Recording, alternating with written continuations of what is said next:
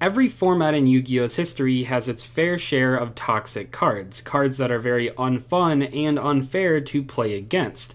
Maybe in the past it was stuff like Yatagarasu or Magical Scientist, and more recently it's been cards like Firewall Dragon or True King of All Calamities. A lot of people right now complain about cards like Imperial Order and Mystic Mine, two very unfun cards to play against, and people have really started complaining about Artifact Scythe ever since we got Destroyer Phoenix Enforcer, which combos so well with Artifact Dagda. But there's one card that pretty much everyone complains about right now, even the people using it, and that's Archnemeses Protos. Archnemeses Protos was released back in Eternity Code a year and a half ago, but it's only just now seeing competitive play. It's a staple one of either in the main or side deck of basically every single Swordsoul deck that's seeing competitive play right now, and in today's video I wanted to talk about why this card wasn't very good on release and what's made it so powerful right now. Back in 2020 in Eternity Code we got a brand new archetype, Nemesis, but this archetype mostly went under the radar. There were 7 cards, 4 lower leveled Nemesis monsters, 1 spell card, and 2 boss monsters. The lower leveled Nemesis monsters all have the same summoning condition. You can special summon them from your hand by shuffling back a banished monster into your deck. Nemesis Flag was probably the most notable of the lower leveled Nemesis monsters. Its on-field effect allows you to add a Nemesis monster from your deck to your hand, except another copy of Flag, which is a pretty good effect. The other 3 aren't bad, but they're nowhere near as good as this one. The spell card is pretty uninteresting. It's basically your standard recovery card, but it was the 2 boss monsters that really got people talking about this archetype a year and a half ago. Even if this deck wasn't competitively viable on release, people thought about these boss monsters quite a bit. I saw them pop up in a number of different discussions.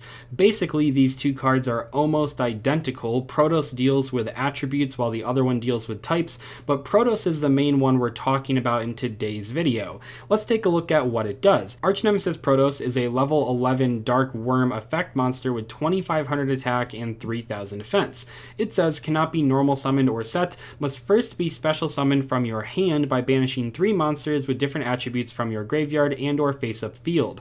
Cannot be destroyed by card effects. You can declare 1 monster attribute on the field, destroy all monsters on the field with that attribute. Also, until the end of the next turn, neither player can special summon monsters with that attribute.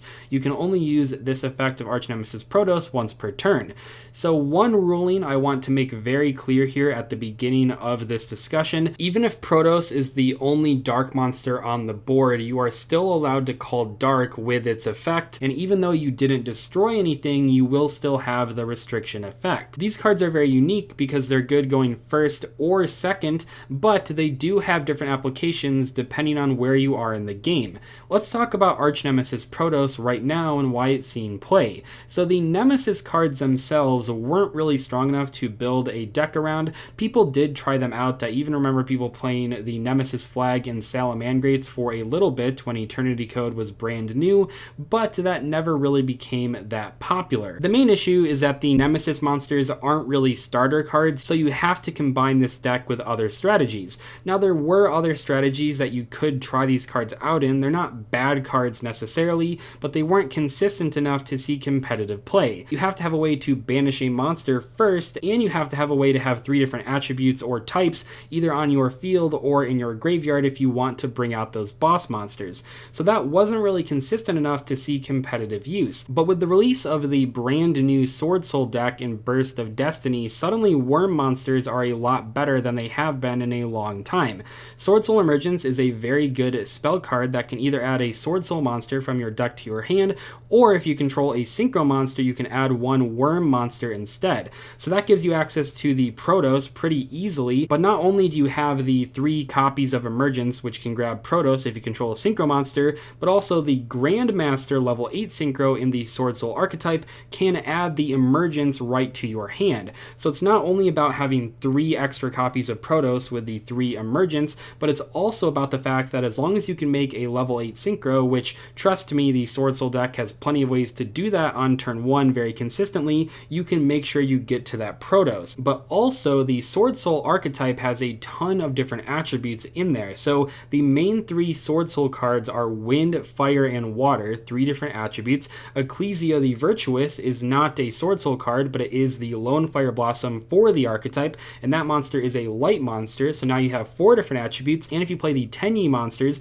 you at least have 1 more light, 1 dark, and 1 earth. So you have pretty much all of the attributes covered, which makes summoning Protos on turn 1 very easy, combined with the fact that you can add it to your hand with pretty much any regular opening combo.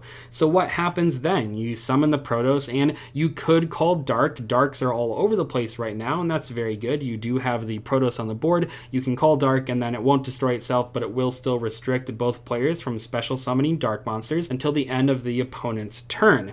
Or because you have the Grandmaster on the board, because that's how you added the Swordsoul Emergence to your hand, you could call Light as well. But even though Dark and Light are the easiest attributes to call with Protos, theoretically, because the deck does have a Monster Reborn card, you could pretty much call whatever attribute you want, and then that shuts your opponent out of the game. What makes this card so toxic, though, is that this all happens on your turn 1, before the opponent has a chance to respond.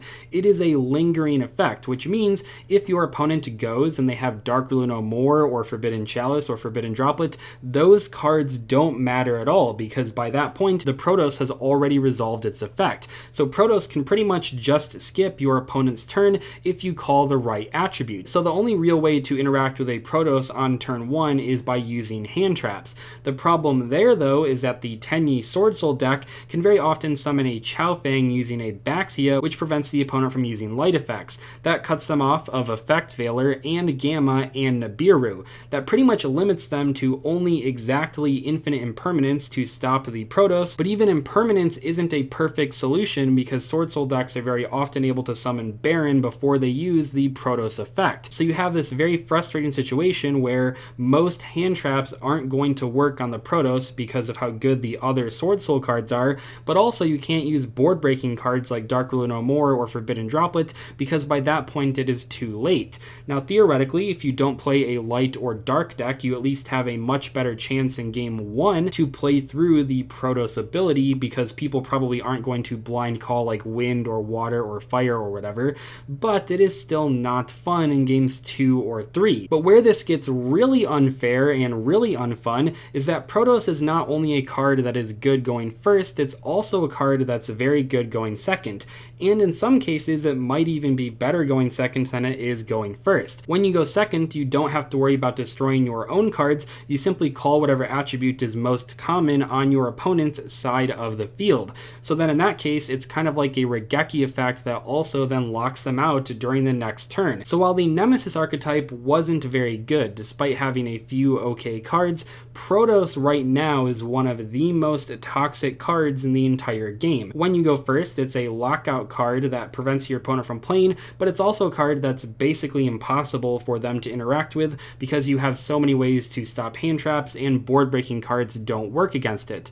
But even when you go second, it's still a great card. It can help you clear the board and prevent your opponent from having any sort of way to come back on their next turn. So Protos really is a very versatile card, one of the most versatile cards in the deck, and you only have to play one copy because it is extremely searchable. This really is one of the craziest boss monsters I have ever seen, even if it took a year and a half to finally see competitive play. Let me know in the comment section below what you think about Archnemeses Protos. Will this card be banned on the next ban list? I think there is a very high chance, but we'll just have to wait and see. I'll see you guys later though. Thanks so much for watching. Goodbye.